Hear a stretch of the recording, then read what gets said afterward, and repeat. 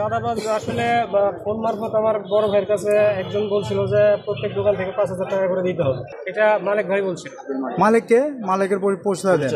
আব্দুল মালিক ভাই জামায়াতের union secretary. এই দোকানটা যদি বন্ধ থাকে তাহলে আমাদের সাংসারিক দিকটাও সমস্যা করতে হবে। এলাকার লোকে জিজ্ঞাসা করেন, আমার চাঁদাবাজি জিজ্ঞাসা করেন জামাতের ওয়ার্ড সভাপতি কেনা এখানে আপনি একটু জিজ্ঞাসা করেন। এই জমির মালিক আপনি? এই জমির মালিক আমার আব্বা। ওয়ারিশ সূত্রে আমরা এখানে আছি, তারপরও আমি এখানে ছিলাম না। বাবা কিভাবে মালিক?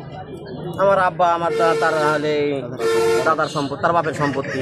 এই কারণ আমরা তার কাছে কেন ইউনো মহোদয় যেহেতু বলেছে আপনাদেরকে, শনিবারের দিন বলছে। ইউনো মহোদয় তো আপনাকে বলেনি যে এতগুলো দোকান আপনারা তালা মারেন? না না, এটা আমি 100 বার বলবো যে তালা মারাটা, এটা যদিও আমি নাই, তারপরে এটা মারা ভুল হয়েছে।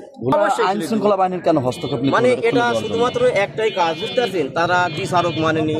তারা দেখেন, আমরা কিন্তু আইন আদালত বলতে কি, আমার যদি বংশের যদি কোনো কাউকে যদি বলেন যে আইনের দোহা, কোর্টের মানে থানা কি জিনিস আমরা চিনিনি, তারা কিন্তু আমার থানা চিনাইছে। আমরা কিন্তু ঝই ঝামেলা মুক্তভাবে আমরা এখানে চলতে চাইছি।